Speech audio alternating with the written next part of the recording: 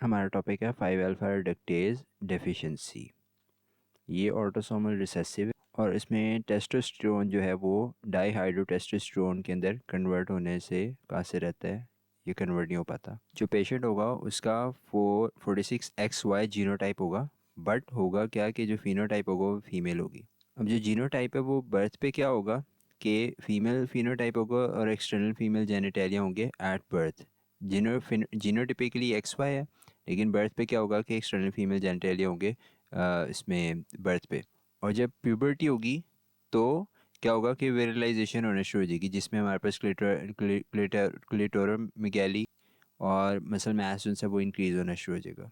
यहाँ पे हमारे पास जो अल्फा रिडक्टेज डेफिशिएंसी का ये पाथवे ये एंड पे जाके टेस्टोस्टेरोन जो है वो DHT के अंदर कन्वर्ट होने के लिए 5 अल्फा रिडक्टेज एंजाइम चाहिए होता है।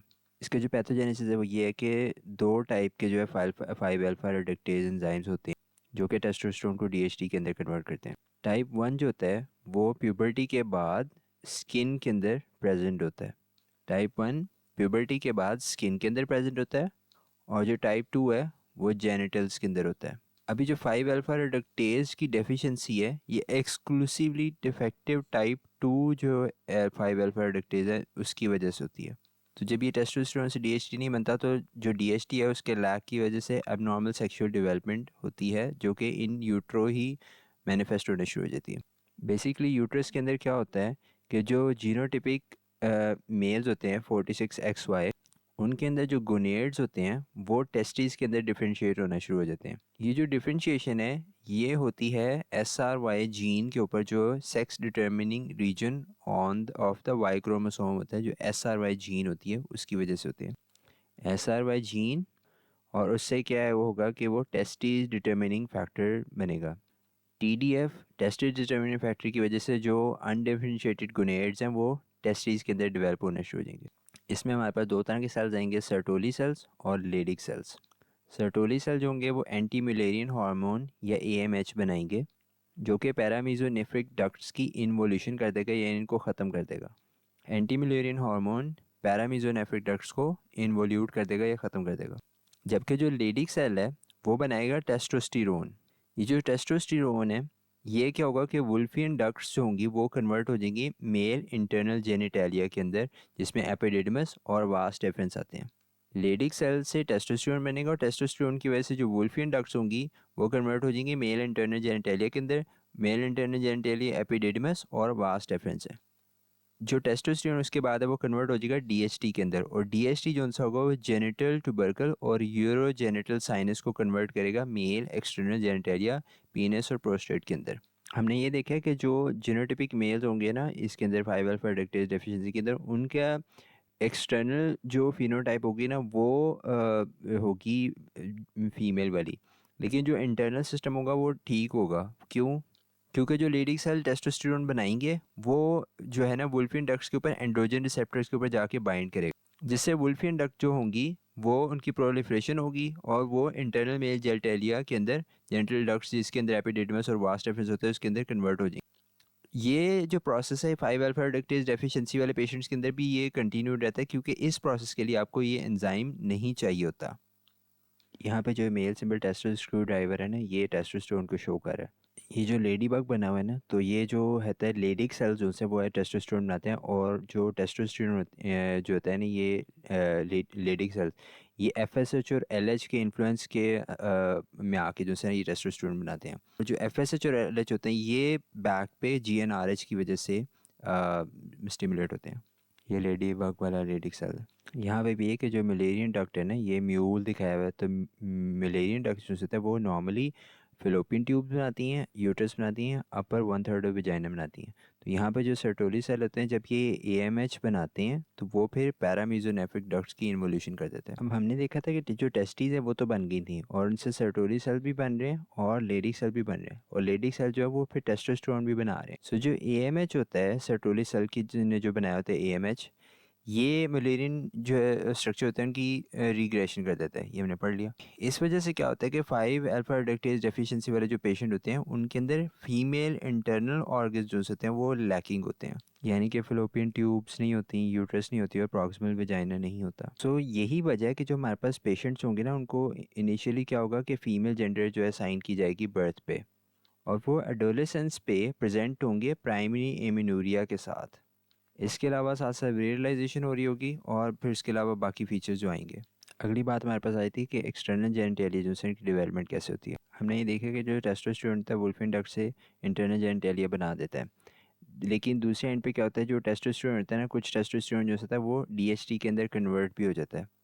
अब नॉर्मली तो ऐसा ही होता है कि जो ये जिससे यहाँ पे टेस्टोस्टेरोन है वो डीएचटी के अंदर कन्वर्ट होता है और जेनिटल टुबरकल के ऊपर जो होते हैं रिसेप्टर्स, जेनिटल ट्यूबरकल के ऊपर जो एंड्रोजन रिसेप्टर्स होते हैं उनके ऊपर जाके बाइंड करता है। अब वो जो जेनिटल ट्यूबरकल होता है वो फिर जो है external male genitalia specifically penis के अंदर कन्वर्ट होता है। दूसरा काम जो होता है डीएचटी वो क्या करता है कि टेस्टिकुलर डिसेंट करवाता है। तो ये जो इंसान है डिसेंट जो है वो भी डीएचटी करवाता है। अब क्योंकि डीएचटी एब्सेंट होता है तो क्या होगा, टेस्टीज अनडिसेंडेड होंगी और क्रिप्टो ऑर्किड ऑर्किड कहेंगे, क्रिप्टो ऑर्किडिज्म कहते हैं। दूसरी तरफ क्या होगा, जो जेनिटल ट्यूबरकल है उसके ऊपर डीएचटी की स्टिमुलेशन नहीं होगी तो वो डिफरेंशिएट हो जाएगा फीमेल एक्सटर्नल ऑर्गन जेनिटेलिया के अंदर। जो फीमेल जेनिटेलिया है उसमें लोअर 2/3 ऑफ द विजाइना और जो कि ब्लाइंड पाउच के अंदर एंड होगा और बल्बा बना देगा। अभी तक हमने जो देखा है ना सारा टेस्टोस्टेरोन का लेवल जो सा वो नॉर्मल है और यहाँ से डीएचटी के अंदर डिफेक्ट आएगा तो टेस्टोस्टेरोन का जो लेवल होगा वो नॉर्मल रेंज के अंदर आएगा, नॉर्मल मेल रेंज के अंदर आएगा। ठीक है, नॉर्मल मेल रेंज। और इसका जो नेगेटिव फीडबैक है वो भी इंटैक्ट होगा और वो फीडबैक वर्क करता है हाइपोथैलेमिक पिट्यूटरी और ग्रेनेडियल एक्सिस के थ्रू। हाइपोथैलेमिक पिट्यूटरी और ग्रेनेडियल एक्सिस, वो हमने देखा था कि जो लिरिक सेल्स होते हैं इनके ऊपर एफ एस एच और एल एच एक्ट करता है और जो एफ एस एच और एल एच होते हैं वो जी एन आर एच को फिर फीडबैक देते हैं। तो वो जो है ना हाइपोथैलेमिक पिट्यूटरी ग्रेनेडियल एक्सिस है। अब प्यूबर्टी पे आके ना वहाँ पे डिफरेंशिएशन होगी, वहाँ पे डिफरेंस आएगा। हमने ये भी देखा कि जो टेस्टोस्टेरोन होता है स्किन के अंदर जो टाइप 1 होता है 5 अल्फा रिडक्टेज वो टेस्टोस्टेरोन को भी डीएचटी में कन्वर्ट करता है, तो वो भी एक पॉसिबल कॉज हो सकती है। इनफैक्ट वही कॉज है 5 अल्फा रिडक्टेज जो टाइप 1 है स्किन वाला, अब वो एक्शन में आ जाएगा। होगा क्या कि जो फिजियोलॉजिकली जो है ना वो टेस्टोस्टेरोन जो है वो प्यूबर्टी के ऊपर इंक्रीज होगा। तो जब वो स्किन के अंदर टाइप 1 5 अल्फा एडिक्टेज होगा वो डीएचटी के अंदर कन्वर्ट करेगा तो स्किन के अंदर जो फाइंडिंग्स आएंगी वो हमारे पास आएगी नोड्यूलो सिस्टिक एक्नी होना शुरू हो जाएगी इस पेशेंट में।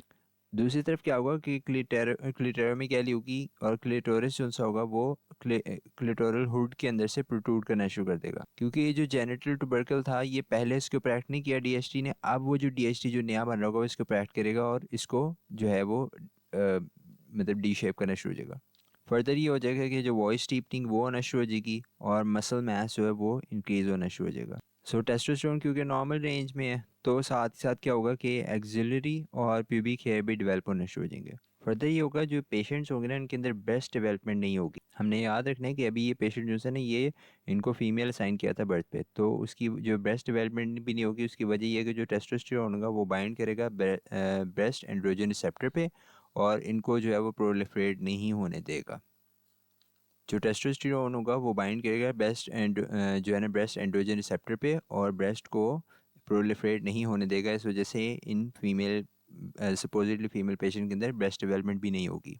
इनके जो क्लिनिकल फीचर्स हैं ना वो टाइम ऑफ प्रेजेंटेशन के ऊपर बहुत ज़्यादा डिपेंड कर रहे हैं। अगर हम बर्थ की बात करें तो वहाँ पे क्या होगा कि अंडर विजुअलाइजेशन होगी, जिसमें क्या होगा कि या तो फुल फीमेल एक्सटर्नल जेनिटेलिया होंगे या फिर ये होगा कि हमारे पास क्लेटेरोमेगैली या फिर सिर्फ माइक्रोफेलस हो सकता है। अंडर विजुअलाइजेशन की वजह से या तो फुल फीमेल एक्सटर्नल जेनिटेलिया या फिर माइल्ड क्लेटेरोमेगैली या फिर आइसोलेटेड माइक्रोफेलस।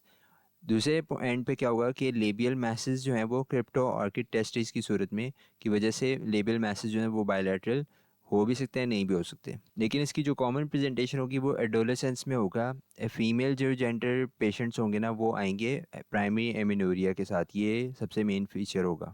साथ ही साथ विरलाइजेशन हो रही होगी जिसमें क्लेटेरोमेगैली होगी और उसके अलावा नीचे ये फीचर्स होंगे। ब्रेस्ट डेवलपमेंट लैकिंग होगी, वेजाइना जो सा होगा वो ब्लाइंड पाउच के अंदर एंड हो रहा होगा और जो मिलेरियन स्ट्रक्चर्स होंगे वो एब्सेंट होंगे।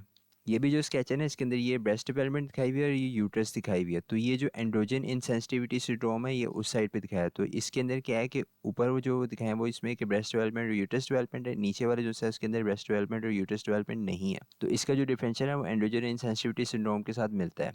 तो इसलिए यहाँ पे क्या है कि हमारे पास ब्लाइंड एंडिंग ये अपर जो है वो फीमेल स्ट्रक्चर्स नहीं होंगे, ब्रेस्ट डेवलपमेंट लैकिंग होगी, नॉर्मल प्यूबिक हेयर होंगे और एक्सिलरी डेवलपमेंट होगी। ये मेल की तरह के फीचर्स हैं।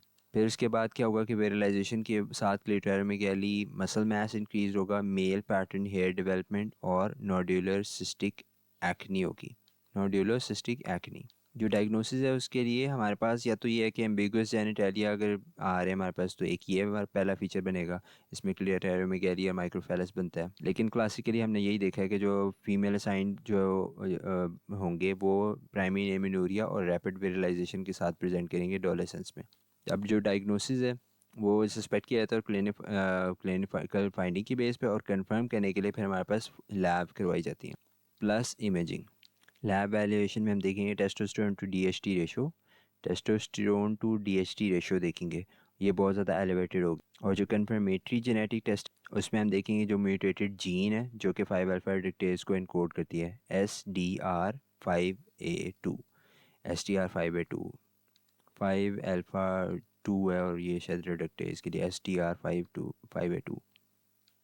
अल्ट्रासाउंड करवाएंगे तो इसके अंदर हमें जो है ना म्यूरेरियन स्ट्रक्चर्स एब्सेंट नज़र आएंगे और अनडिसेंडेड टेस्टिस नज़र आएंगे क्योंकि इंटरनल ऑर्गन्स डेवलप हुए होंगे। MRI जिनसे वो इस बेसिस पे करवा सकते हैं कि हमने डिटेल्ड एनाटमी चेक करनी है ताकि जो है ना सर्जरी प्लान कर सकें।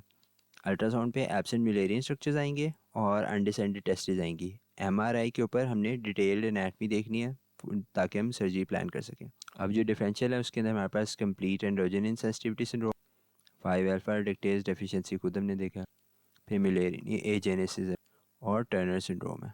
अब आते हैं मैनेजमेंट पे। मैनेजमेंट डिसाइड होती है डिग्री ऑफ जेनेटल एम्बिग्विटी की बेस पे और जेंडर आइडेंटिटी के बेस पे। यहाँ पे जेंडर आइडेंटिटी बहुत इंपॉर्टेंट फैक्टर। जेंडर आइडेंटिटी कहते हैं कि जो पेशेंट है वो खुद क्या फ़ील कर रहा है, वो कौन सी जेंडर फील कर रहा है, मेल फीमेल या कोई भी नहीं। तो जो मेन ट्रीटमेंट है, मेन स्टेप ट्रीटमेंट ये होगा साइको सोशल सपोर्ट हो जाएगी क्योंकि हमने पेशेंट का जो जेंडर आइडेंटिटी का इशू है उसको एड्रेस करना है। अब जो हार्मोनल थेरेपी है वो भी इसी बेस पे होगी कि जो पेशेंट की जेंडर आइडेंटिटी है उसकी बेस पे प्रोवाइड की जाएगी। अगर पेशेंट चाह रहा है कि वो फीमेल रहेगा तो फिर हम उसको एस्ट्रोजन देंगे ताकि उसकी जो बोन हेल्थ है वो मेंटेन रहे। अगर पेशेंट चाह रहा है कि वो मेल है तो फिर हम उसको टेस्टोस्टेरोन देंगे ताकि जो इसकी विरलाइजेशन है वो एनहेंस हो सके।